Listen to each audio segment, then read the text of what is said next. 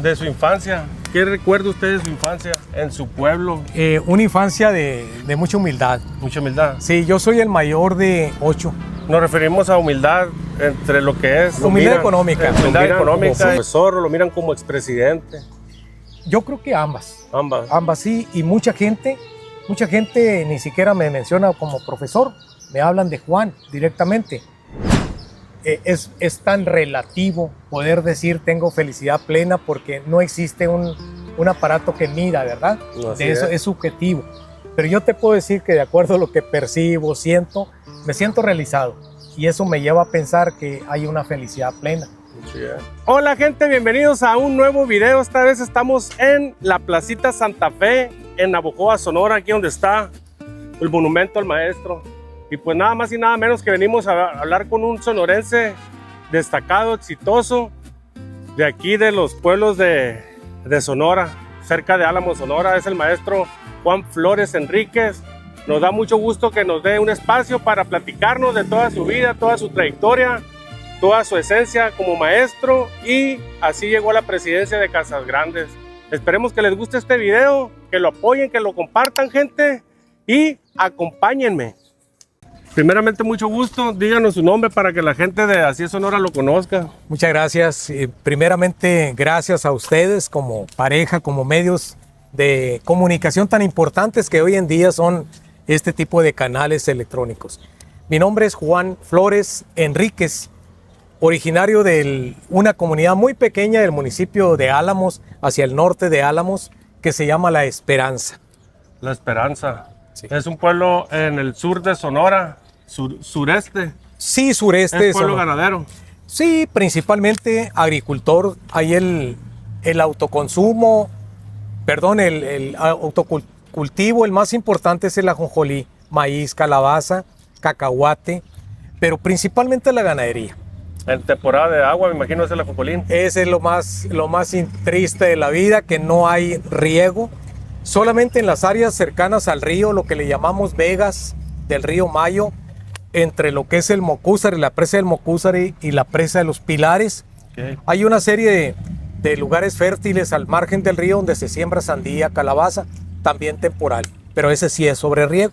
Ese es sobre riego. ¿Le tocó a usted en aquellos años o salió de muy temprano No, de su pueblo? No, yo viví prácticamente hasta que me vine a estudiar a la ciudad de Navojoa. Aquí hice la preparatoria, terminé mi educación media superior. Posteriormente terminé la carrera de maestro en el Quinto Sonora. Pero todo lo que es el primer tramo de educación básica lo realicé en mi pueblo. Ok. ¿Se acuerda usted en qué años fue cuando entró al Quinto? No, hombre, qué bárbaro. El Quinto fue en 1982 y egresé en 1986. 82 y 86. ¿Tiene bonitos recuerdos de esa fecha, me imagino, no? Muchos muy buenos recuerdos, y te puedo decir con mucha satisfacción que para mucha gente como un servidor que viene de un pueblo pequeño, humilde, de raíces sumamente difíciles de la vida económica, terminar una carrera profesional en el Quinto Sonora era tu salvación. Esa fue mi salvación.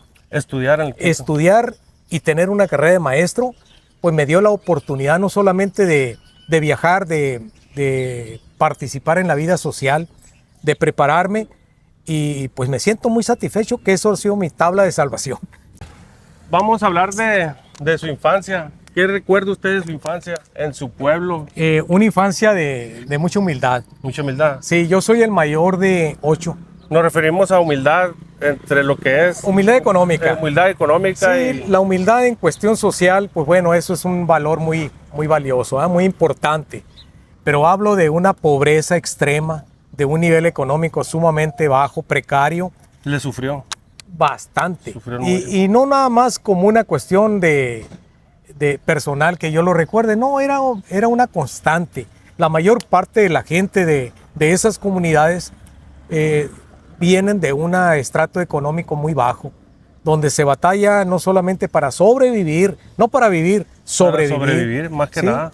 Y donde cuando tienes un poquito de qué manera medio pasarla mejor en tu vida económica, es cuando pasa la temporada de lluvias, levanta la cosecha, la vendes y pues ahí la familia tiene un poquito de recurso y a veces... Para poder sobrevivir. Sí, pero un periodo corto. y era muy constante también mi infancia. Salíamos de vacaciones, mi padre nos traía a todos al valle de aquí del Mayo a trabajar. Sí, Trabajamos en el valle de Guatabampo, en lo que es La Unión, toda esa parte. todo lo que es agrícola. La agricultura, y en aquellos tiempos, en esa área de Guatabampo, pues era un lugar de hortalizas muy intenso. Entonces, se compaginaba o se alternaba el trabajo en el campo temporal y el trabajo en el valle también temporal. Ok. ¿Usted recuerda, por ejemplo, su casita donde pasó su infancia antes de que se fuera de aquí Sí, y cómo no. sobresaliera en otros estados? Yo te puedo decir que anduvimos como los vagabundos, pero también provocado por la pobreza. Anduvimos pues en muchas casas. Mi padre no tenía, en un momento determinado no tenía tierras para sembrar, animales, ganado, ni siquiera casa. Entonces es muy común ver en esas comunidades rurales el nivel de esa pobreza extrema, donde quien te va a ocupar a trabajar una temporada de lluvias, bueno, te presta una casa y te dice, tráete tu familia aquí para que esté más cerca del trabajo.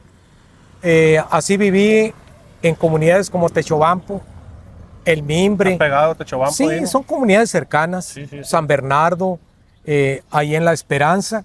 Pues ahí deambulábamos en ese lugar hasta que llegó un momento en que mi padre, gracias a Dios, lo digo con mucho cariño, nos fue bien en un año de cosecha y bueno, pues ya compramos tierras, compramos Salió para empezar. Sí, para tener una base con que empezar a trabajar, y hicimos nuestra casita. Una casa muy humilde, que hoy en día decir una casa de una sola pieza, dividida a lo mejor en 3 partes, pero de una manera muy sencilla, Sí, pues era una mansión. sí, era una mansión. En aquellos tiempos me imagino que su casita, como dice, dividida en 3 partes. En una parte el cuarto donde dormían todos amontonados, en Sí. otro cuarto tenían la cocinita, me imagino, ¿no? La cocina y el otro la bodega. Y era pura leña en aquellos años. Sí, leña. No entraba todavía. Cuando usted salió de su pueblo, ya había llegado la luz Sí, allá. sí, ya Acababa de llegar, yo creo. había red eléctrica. Estoy hablándote en el 80, más o menos por esos tiempos, hicieron el tendido de la luz eléctrica. El agua potable también ya se introdujo en la comunidad.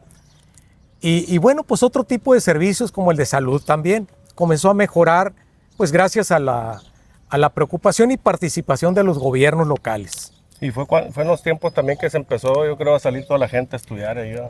La Que se mayor empezó a parte, quedar solo. sí, la mayor parte de los jóvenes salíamos no únicamente con la esperanza de venir a la ciudad, en este caso Navojoa, venir a trabajar y a estudiar.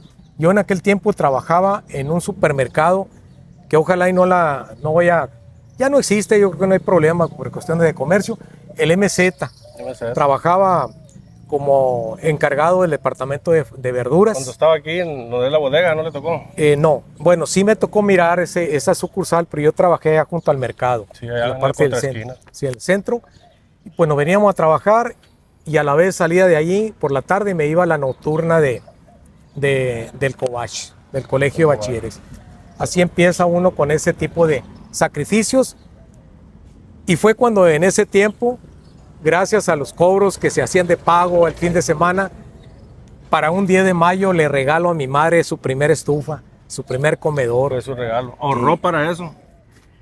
Sí, porque no eran tampoco Y no era fácil. tan fácil, me imagino, era un lujo tener una estufa en esos años, En ¿verdad? aquel tiempo sí, y pues con gas, imagínate, había estufas a leña, pero pues no eran tan prácticas como una estufa a gas. Sí, Ese es el nivel de pobreza, con eso se ilustra cómo se vivía, y la mayor parte de los jóvenes pues salíamos a buscar la vida y ayudar a los papás. Qué bien. Me imagino que fue feliz usted. Fíjate que me he puesto a pensar, en el momento en que lo vivía, yo sí sentía el rigor de la pobreza, la limitación de oportunidades, el rezago con el que se vivía. Pero hoy en día, a mis 60 años, yo digo que era inmensamente feliz. Sí.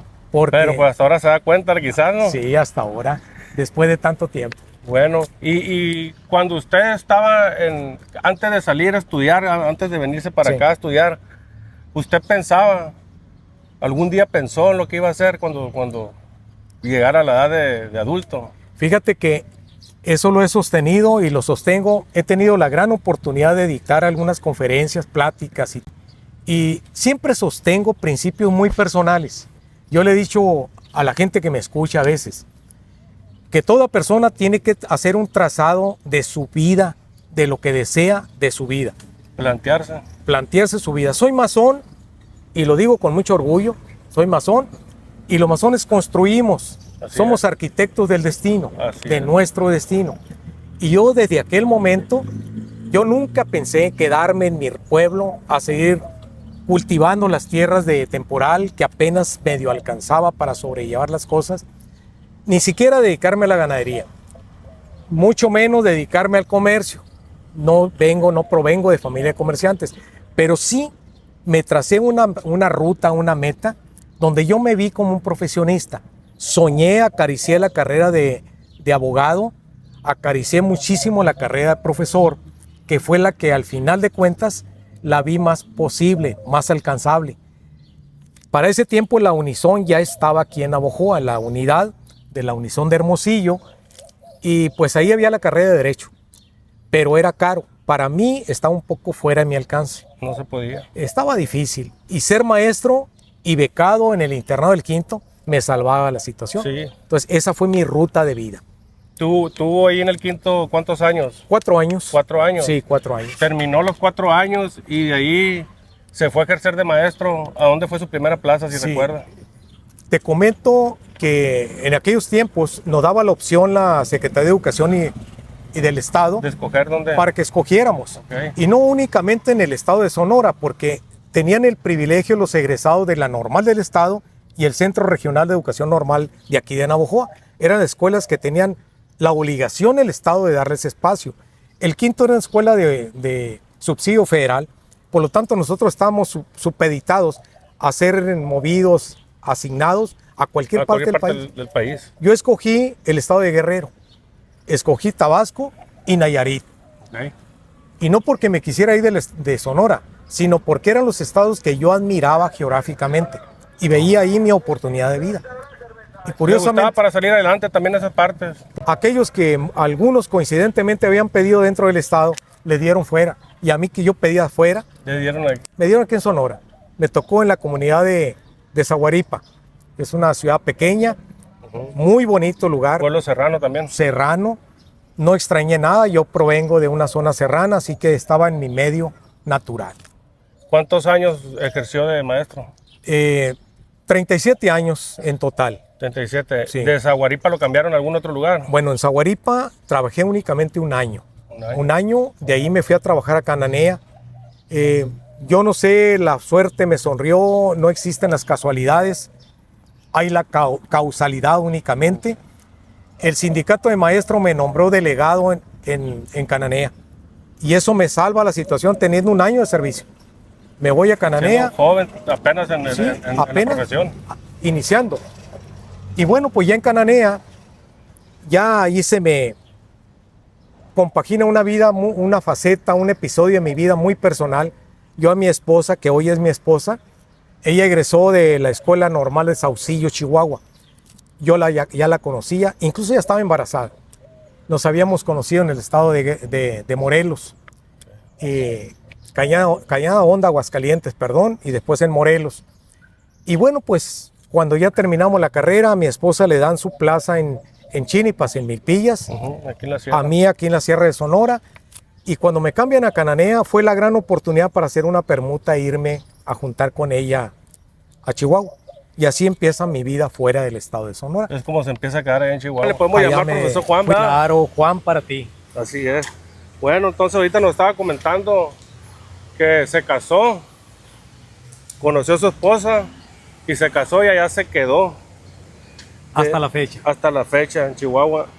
En el 2004, del 2004 al 2007, 2008, ¿qué fue lo que pasó en su vida? El 2004 fui candidato a la presidencia municipal. Llegué a ser alcalde de mi municipio. Pero previo al 2004 ya había sido tesorero municipal, había cubierto un interinato como secretario municipal y había sido representante del gobernador también en la región del noroeste de Chihuahua.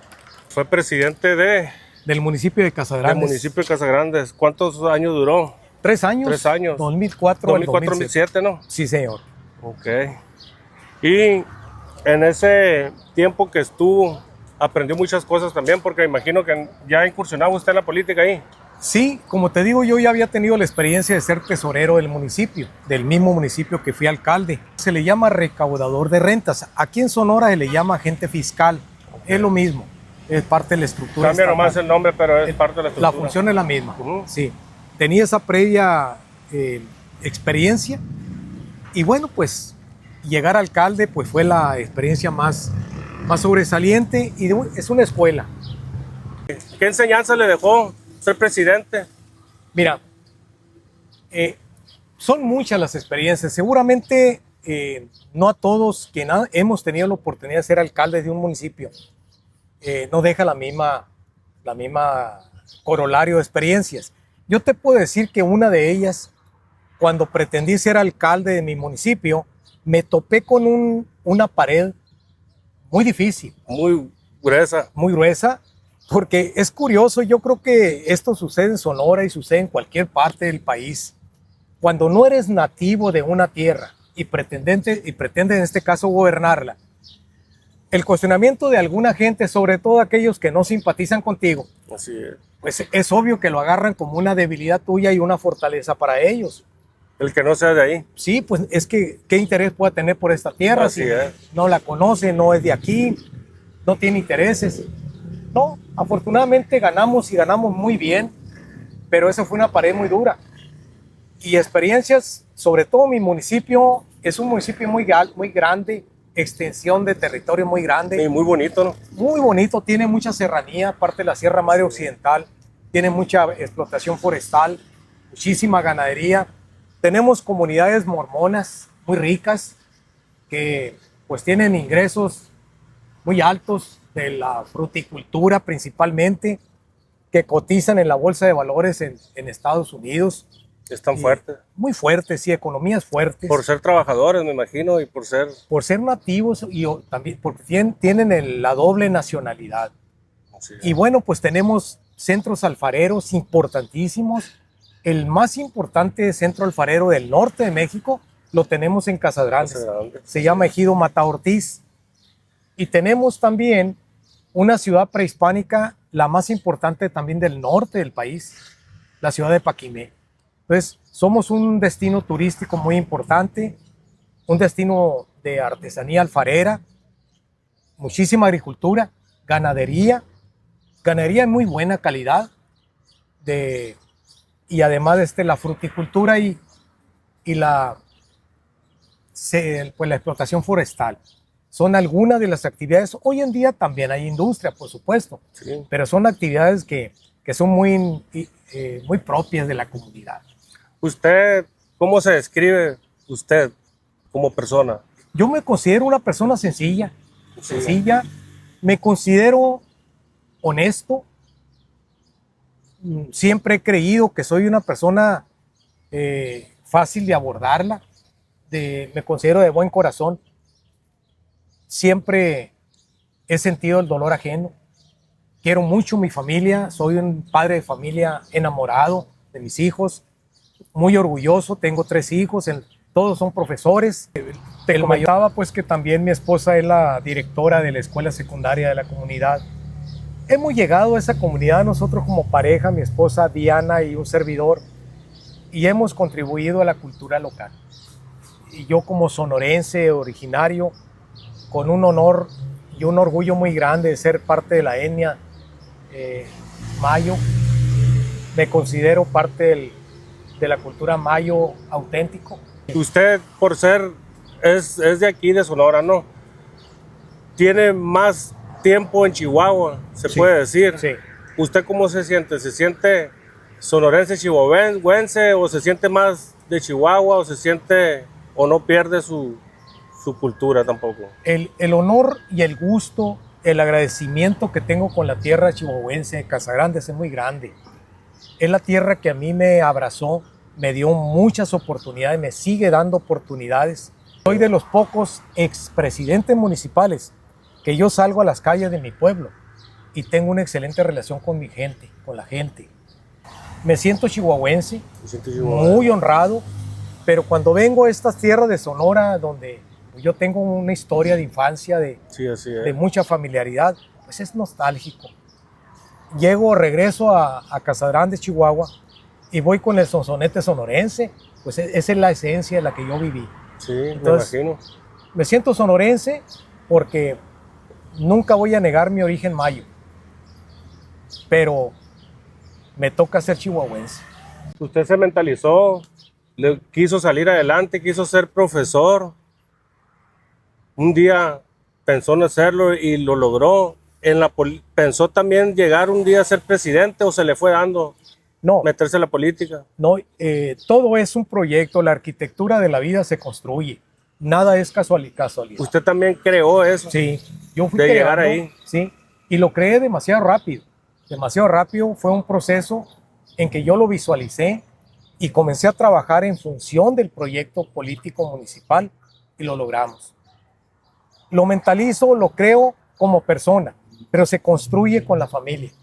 Mi esposa ha sido una pieza clave, Sí, es muy medular, importante. para construir este logro. Quizás sin ella no se Difícil, pudo haber logrado todo eso. probablemente no, o más difícil hubiera sido. Muy difícil. Sí, así es. Sí, qué bueno. Su señora está ejerciendo la profesión de maestra todavía. Sí, aún todavía ella no quiere jubilarse. Yo ya tengo 7 años de jubilado. Ella no quiere porque en este preciso momento está recibiendo un edificio nuevo de su escuela secundaria que lo venimos gestionando durante muchísimos años. Incluso cuando fui alcalde se designó el terreno para esa secundaria o para la construcción de un nuevo edificio. Donde está trabajando ahorita. Hoy en día ya lo están estrenando. Una satisfacción también. Sí, cómo no, una de claro. tantas. Sí, así es. Se cataloga como un sonorense exitoso. Sí, definitivamente. Tiene metas más por... Sí, muchas más metas. Sí. Una de las metas mías es ir a un lado de mis hijos, proyectarlos a lo que yo deseo que ellos logren, que les gusta y tienen habilidades. Uno de mis hijos va sobre la segunda reelección es regidor por segunda reelección. Aspira también a la posibilidad de ser candidato a la presidencia. Y bueno, pues ahí ando en ese vaivén. Soñé con que mi hija, la única que tengo, trabajara para la Universidad Tecnológica de Paquimé, una universidad de muy buen nivel. Hoy es titular, es jefa de carrera a una temprana edad, es muy joven. Entonces, pues son satisfacciones que yo estoy tratando de colaborar con ellos, pero buena parte pues son los méritos personales, ¿verdad? Sí, así es. Esos son las ilusiones. Hoy que andamos colaborando fuertemente con el proyecto estatal de mi candidato a la gubernatura, pues no deja de ser también un proyecto que abraza posibilidades de desarrollo, de crecimiento. Allí en Casa Grandes, ¿a usted cómo lo miran? ¿Lo miran como profesor o lo miran como expresidente? Yo creo que ambas. Ambas. Ambas sí, y mucha gente ni siquiera me menciona como profesor, me hablan de Juan directamente. La gente muy dada, aquella que tiene más cercanía, me dicen Juanito. Juanito, profe, presidente, algunos.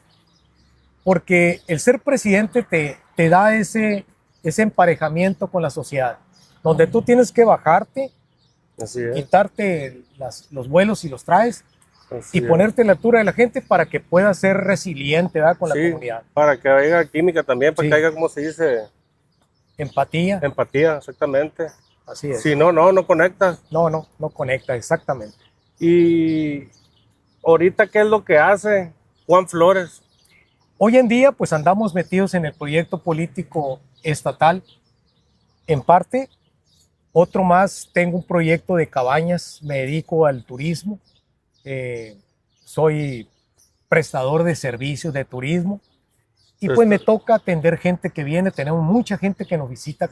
Ahorita me estaba comentando, Juan, que ahorita con la edad que tiene usted y la experiencia, se puso a cuestionar si fue feliz en su infancia y nos contó que Pensándola bien, sí era muy feliz en su Sí. infancia. Ahorita, ¿cómo se siente usted? Me siento realizado. ¿Se siente realizado? Sí.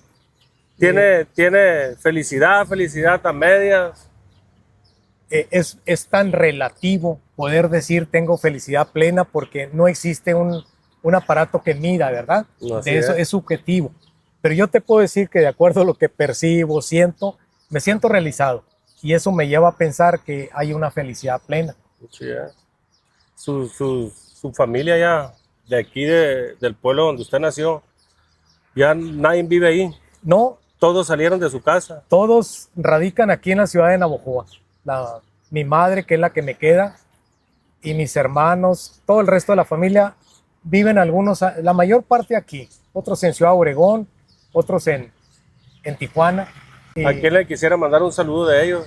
no, pues a todas mis hermanas principalmente, que son las que me dijeron ahorita que iba a venir aquí contigo. Le digo, no sé ni a qué voy, le digo. No sé, pero pues yo creo que voy a colaborar, Leo, con alguien que tengo mucha confianza, que es... A poner una semilla. sí, Así y es. hablar un poco de la vida, que si a lo mejor no es tan interesante o tan fructífera para mucha gente, yo sí puedo decirles, no hay propósito en la vida que no se alcance si no lo trazas, si no lo construyes, si no tienes el deseo de llegar. Así que no hay pretextos para triunfar. No hay pretextos para quedarse a medias. Si alguien nació humilde y no tiene la solvencia económica, el soporte económico para alcanzar niveles de desarrollo cultural, profesional, incluso de desarrollo personal, no es pretexto. Todo se puede lograr en la vida con mucha fe, con entusiasmo, con mucha empatía. Y yo los invito, sobre todo a todos mis hermanos mayos, decirles que no hay imposibles en la vida. El cielo es el límite de las metas que debemos de tener. Saludos a todas mis hermanas. Sí, ¿nos puede decir el nombre de su mamá? Mi mamá se llama Esperanza, es una mujer muy hermosa, es una mayo hermosa, blanca de ojos azules. Sí. Un saludo también para ella. Muchas gracias, muchas gracias. Ella radica aquí, dice, en Navojoa. Sí, aquí está Navojoa. ¿El lugar donde ustedes nacieron está solo ahorita? No, hay gente. Ahorita ya esa casa ya pertenece a otra familia. Ya. Sí, la sociedad somos dinamiteros de los terrenos y de los lugares. Aquellos que vivieron, hicieron historia, de repente desaparecen del mapa, pero llegan nuevos, llegan otras gentes para bien y otras veces para mal, pero Así. finalmente llegan. Bueno, ¿y qué otra cosa nos pudiera contar usted que recuerda de cuando estudió en el Quinto? Conoció muchas personas. El Quinto era una escuela que, según yo tengo entendido, que venían muchos estudiantes de todo el país, ¿no? Del norte del país, Del principalmente Sinaloa, Nayarit, Durango, Coahuila, Chihuahua y por supuesto Sonora. Eran los estados que mayor confluían a este lugar, porque en Zacatecas, en Aguilera, Durango, también hay escuelas similares que el Quinto. Entonces eran como regiones que estaban asignadas. Ok. Sí. Esta región pues pertenecía a lo que es el norte. El norte sí. Y la que me está mencionando allá pues atendía a toda la gente al de aquellos lados. occidente, sí, Tiene muchas amistades todavía muchísimas. que hizo usted ahí en la Sí, escuela sí. normal. Conservamos muchas amistades y recuerdos tan bonitos de mi escuela normal. Una de ellas, a quien le mando un saludo, es el maestro Evodio Barriga. Al profe Bodio. Al profe tremendísimo. Bodio fue mi maestro y mi amigo. Siempre me he jactado de ello. Y curiosamente, fíjate que en la normal tuvimos buena relación, pero no una relación como la que tenemos hoy. Como que recuperamos esa bonita relación que habíamos tenido como maestro-alumno, ya después como colegas. Y Era pues antes me imagino siendo su maestro pues había más un respeto como... había una distancia, Una sí, distancia, de sí, respeto. Ahorita ya es un amigo de usted, Es amigo, sí, es colega ya. colega. Ey. Qué bueno. Y otro de los detalles que te comparto, que me da mucho gusto recordarlo porque me viene a la mente, en el tiempo que estuve en la normal, yo participé muy activamente en la política también. Siempre fue algo de mi naturaleza implícita. Yo participé mucho en los grupos de izquierda. En aquel tiempo había una fuerza muy especial, semillero de gente revolucionaria del Quinto, gente que pensaba que la única salvación de la situación económica nacional era el mecanismo de las armas. Lo creíamos. Así se pensaba antes. Así se pensaba a través de la guerrilla. Así idealizaban todo para agarrar el poder o ganar Exacto. algo. Era el sueño y era la única vía que se entendía de acuerdo a la filosofía que se manejaba. Me tocó dirigir al grupo más fuerte en ese sentido en el Quinto, en mi generación. Fui miembro de la Liga Comunista 23 de septiembre, que el gobierno la persiguió hasta casi exterminarla. Afortunadamente sobrevivimos a ese proceso y no solamente yo, muchos más jóvenes que hoy mantenemos relación. Y aquí, por ejemplo, cuando usted estaba en el Quinto, ya ve que pues queda también por las márgenes del río Mayo, ¿no? Sí, sí. No convivía con gente de las comunidades indígenas. ¿Cómo no? Chucari es una de las comunidades a la que les sigo teniendo de manera personal un aprecio sumamente especial por la forma en que nos abrazaron, nos cobijaron en tiempos de que nosotros teníamos manifestaciones de lucha de estudiantes. La comunidad siempre nos abrazó, nos protegió. San Pedro, otra comunidad hermosa, un ejido muy próspero. El Culebrón, de donde era originario Evodio, una comunidad alargada por la orilla de la vía, de gente muy bonita, mayos, auténticos mayos, y muchos más. Con todas ellas, gente que convivimos, tuvimos la oportunidad de colaborar, de ayudar y de ser parte. ¿Cómo se miraban aquellos años para allá? ¿Era muy pobre la gente o...? Mira, sigue habiendo mucha pobreza en nuestra comunidad mayo, pero yo siempre he creído, desconozco si esté en lo cierto, pero siempre he creído que nuestro segmento mayo, la nación mayo, es una nación que tiene un concepto de la vida tan diferente al mestizo. Nosotros, el mestizo, vamos a llamar así, medimos la riqueza con un buen vehículo, con una buena casa, con comodidades, con viajes. Ese es ¿cómo se puede decir? La regla para medir la riqueza. La riqueza. Y el mayo tiene un concepto tan modesto de la riqueza, así porque es. la felicidad de él no va No implícita. es el carro no es del año ni la casa de 3 pisos. Entonces, en aquel tiempo, te puedo decir, encontrábamos muchas casas que no tenían ni puertas, pero no porque no tuvieran para una puerta, sino porque no es importante. No es para necesario, ellos. y no era necesario. No es necesario. Con una cobija colgando entraba el aire. Es lo que muchos no entendemos ahorita. No comprendemos esa raíz. Entonces, hay pobreza, pero de lo que sí estoy seguro, que esa pobreza tiene una explicación desde el punto de vista de la etnia. Sí, lógico. ¿Qué es lo que le falta por hacer a Juan? Hay mucho. En este momento de la entrevista, agradecerte a ti y a tu señora esposa la oportunidad que me brinda de estar en esta bonita plaza. Una plaza que cuando me invitaron, me dijeron, en esa plaza porque necesitamos darle vida también o proyectarla en el Así video, es. ¿verdad? Tiene su historia también, todo. Sí. Toda Lo esta de placita. Paquimé. Sobre todo alguna gente habla de cerámica de Paquimé, pero esa es la original, la que han encontrado a veces excavando algunos vestigios históricos, arqueológicos de la ciudad de Paquimé, pero esa es la auténtica, que a veces grabado de ahí por el carbono 14 tiene... Sale la edad. Sí, sale la antigüedad que tiene, pero la herencia que ha dejado esta ciudad es una comunidad entera, donde hay poco más de 200 artesanos, tienen sus galerías en su casa de una manera sencilla, pero con una calidad tan asombrosa que les puedo compartir que ahorita en este momento que platicamos hay exposiciones en Tokio, Japón, en Inglaterra, en Londres, muchas partes del mundo, en Nueva York, en muchas partes del mundo. Incluso para ahora que vino el Mundial, aquí al país que acabamos nosotros de ser eliminados del fútbol, se hizo una pieza emblemática de cerámica de Mata Ortiz, que es una preciosidad. Está considerada entre la mejor cerámica del país, contra cerámica tan fina como la de Oaxaca, de Guerrero. Compite. Y le hemos ganado el galardón mundial. Incluso. Mundial. Sí. Oiga, y esa, por ejemplo, toda la alfarería se llama. Sí, alfarería, cerámica. Cerámica. creo que comparte también con estados de parte de Estados Unidos. De hecho, O sea, la misma cultura, ¿no? sí, la misma cultura. Mira, lo que es Paquimé se estableció en lo que se llama Arida América. Aridoamérica. Arida América es una área norteña de México, pues lógicamente, como dice el nombre, seco, poca humedad, pero hay una franja al centro de Arida América que se le conoce en la geografía como Oasis América. Es la única área fértil, húmeda, con agua.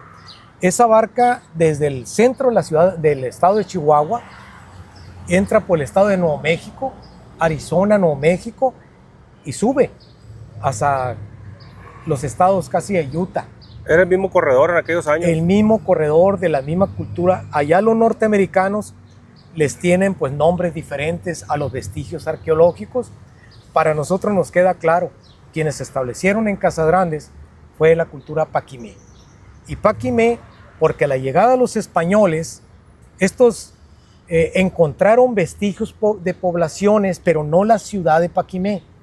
Y al parecer preguntaban, ¿y esto qué? Refiriéndose a la ciudad abandonada. De Paquimé. Y decían, Paquimé, Paquimé. Pero bueno, quien les contestaba no sabía interpretar el español, ni aquellos tampoco la lengua autóctona de los paquimeitas. Pero Paquimé, entonces se le acuña el significado de casas grandes. Le dieron esa connotación de casas grandes, y posteriormente con la fundación del poblado y su primera iglesia, que es un monumento histórico de Casagrandes, pues se le dio el nombre de Casas Grandes. Y alguna gente que llega a visitarnos, pues dicen, oh, pues ya sé por qué le llaman Casagrandes, que las casas son muy grandes, los terrenos muy amplios. No necesariamente es por eso, sino por la analogía de Paquimé, que significa casa grande. No sé, desde ese entonces. Sí. ¿Usted no ha sabido, maestro, si por ejemplo, los paquimés compartieron culturas con los mayos, con yaquis? ¿No se mezclaron entre sí? No. Ni hubo así como ahorita que estamos hablando, que por ejemplo había guacamayas y se dice que las traían de Centroamérica. ¿No hubo intercambios con esas culturas indígenas con las de aquí de Sonora? Mira, hay muchos estudiosos de la cultura paquimeíta que entre buena parte de investigaciones también tiene cierta mezcla, cierto toque especulativo, porque pues hay espacios que no se pueden asegurar. Entonces ahí entra el aspecto especulativo y le dan pues un nodo para concatenar o volverla lógica a la explicación histórica. En este caso, Charlie de Peso es un norteamericano arqueólogo que hizo las primeras investigaciones de Paquimé y fue el que descubre los criaderos de las guacamayas. Y para él, de acuerdo a la investigación y todo lo que tiene que ver con todo un proceso, que no fue una ocurrencia, por supuesto, llegó a la conclusión de que los paquimeitas tenían contacto comercial con los pueblos mesoamericanos. Tal vez aquellos venían hacia la ciudad y estos a su vez iban hacia allá. Se llegó a pensar incluso de que Paquimé, por estar fundada la ciudad en una área desértica, era difícil la vida para la gente que ahí radicaba, por el clima, por la falta de alimentos. Más desértico se puede decir. Desértico, sí, y que el río era la única fuente de abastecimiento y de poca agricultura en aquellos tiempos. Se decía, bueno, pues que era una especie de ciudad como castigo para los mesoamericanos que mandaban. Eso es especulativo, no es científico. Mandaban ciertos grupos de soldados de élite, vamos a llamarle así, de los aztecas, de los mexicas, lo mandaban a capacitación a este lugar difícil. De resistencia. De resistencia. Pero eso te estoy hablando ya parte del colorido de la historia. Pero Charlie de Peso le abunda con una investigación muy profunda de Paquimé y cree que había intercambio comercial. Mas, sin embargo, en los nuevos tiempos sabemos que ahí cerca hay un rancho que se conoce con el nombre del Palomo, en el municipio de Janos, entre Janos y Casagrandes, donde hay una cañada muy profunda, donde se ha comprobado que hay loros tropicales y hay también guacamayas. como en la parte de la cañada de Urique. Eso ya está comprobado. Está Ya comprobado. encontraron eso. Sí, entonces ahora se acorta la brecha para entender de Sí. dónde provenían las guacamayas. Sí. Ya agarró otro rumbo, ya no es de que las traían de Centroamérica. Sí, Ya descubrieron. lo que sí, por ejemplo, tú entras a uno de los museos que tenemos en la zona, que es un museo de las culturas del norte, así se le llama, que es una arquitectura tan hermosa que admira, es admirable la arquitectura y la riqueza que está exhibiéndose.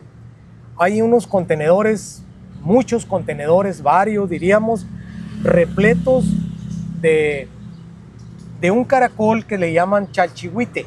Es un nombre local. Ujú. Chalchihuite es un caracol muy chico que ese lo encuentran en los canales de riego que están al margen del río. Como aquí todavía, Sí, que hay conchitas y hay caracolitos exacto, chiquitos, pequeños, pero también hay caracoles enormes. los que salen en la playa. Entonces se suponía que esos venían por medio del intercambio con la parte costera. Sí, Y esa, pero era intercambio con Sonora. sí, aquí con, Sí, no, los- porque con las pues, costas sonorenses. es la playa que les quedaba cerca. Sí, de la ahí. más cerca. Y ahí lo que me dijo ahorita de las cabañas, Sí. es un área, tiene su nombre esa área, o el pueblo donde están las cabañas, ¿cómo se llama? Nosotros tenemos nuestro negocio familiar, diríamos que a las orillas de la ciudad. Tenemos la gran bendición, fortuna, de que hay un nacimiento de agua muy grande. Se le conoce con el nombre de el Ojo Bareleño. Es propiedad de una familia, pero ese Ojo Bareleño históricamente, desde que los paquimeitas se asentaron, canalizaron esa agua y se la llevaron a través de gravedad y abastecían la ciudad de Paquimé. Tenían grandes depósitos de agua que les llamaban aljibes. Ahí depositaban el agua que servía para todos los quehaceres de la ciudad. Cuando estos eran atacados por los grupos nómadas de apaches, estos hábilmente envenenaban el arroyo del agua Para que todo le fuera mal. para que les afectara la ciudad, pero la ciudad tenía un montón de lugares de vigilancia. Cuando detectaban estos riegos, cortaban el agua a la ciudad y la desviaban hacia otro lado, La la tiraban. tiraban. Ese mismo manantial es el que pasa por las cabañas El Dragón. Cabaña Los Dragones se llama. Ahí donde está usted. Son En la- cabañas Los Dragones, ¿cuántas cabañas son? Son 4 cabañas. 4 cabañas. Cuentan con su recámara. Sí, es para hospedaje principalmente. Tienen muchas áreas verdes, árboles, frutales. Tienen sus albercas. Pues les tengo ahí atractivos como aves también de patio. Ujú. Y bueno, pues yo qué puedo decir, son cabañas muy atractivas, muy agradables, muy cómodas para ¿A cuánto se encuentra aquí todo eso? de aquí, de aquí en Navojoa. de aquí a Casarande estamos hablando a 12 horas. A 12 horas. 12 horas de aquí de Navojoa a Casas Grandes. Bueno. Quisiera invitar a usted a la gente de aquí. ¿Cómo no, hombre? Y principalmente a ustedes, Sí, Alejandro. nosotros vamos a hacer a ponerle fecha. Muy bien, Y porque ya nos convenció con todo lo que nos dijo pero allá. necesito convencer a su esposa primero, Pues que tiene no que ir. sale porque está detrás de cámaras, y convencerla para que nos visiten. Verán que Casagrandes es un lugar, un destino turístico muy atractivo. ¿Tiene alguna página? Sí, Sus cabañas. la puede localizar como Cabañas El Dragón. Cabañas El Dragón. Ahí Sí. aparece un número telefónico también. Ahí está el número de teléfono, ahí están los contactos. A toda la gente Muchas que quiera gracias. visitar para Chihuahua. Muchas gracias, Alejandro. ¿Qué nos quisiera decir ya para despedirnos? ¿Qué le quisiera decir a toda la gente de este canal? Profesor Juan Flores Enríquez. Sí, así es. Alejandro, pues primeramente yo decirle a todo el público que nos hace el gran favor de vernos, de escucharnos, que esta es una opción de comunicación maravillosa. Apoyen a este canal de transmisión de experiencias tan bonitas. Me pude enterar hace un ratito platicando con Alejandro que han venido entrevistando a gente, artesanos, pues muy buenos, artesanos sonorenses. Se antoja de que estos son los tipos de canales que ayudan al crecimiento no nada más cultural, sino también espiritual de nuestra raza. Yo lo recomiendo. Denle seguimiento, denle un like, únanse al canal y síganlos. Sí. Verán que en breve vamos a ver a un Alejandro, pues a lo mejor en otros niveles, y nos va a dar mucho gusto verlos como hoy en una plaza como la que hoy estamos. Al rato lo vamos a ver en otros escenarios. Mucho éxito y se los encargo mucho. Denle su like. Así es, pues ahí está, gente. Ahí les encargamos el video. Y la verdad, pues quiero agradecerle yo el espacio. Gracias. Aquí cuenta con un amigo y sinceramente de corazón, pues creo que es una plática muy valiosa la que Muchas usted gracias, está aportando. De mi parte yo le puedo decir que le agradezco por darme estos minutos. No, Alejandro. Y con poderlos compartir con toda la gente. Estoy muy agradecido con ustedes. Esperemos que esta invitación que nos está haciendo para donde vive usted, para Casa Grande, se haga pronto. Lo vamos a esperar. Así es, gente. Les encargamos que miren el video completo, lo compartan, le den like y nos vemos en un nuevo video.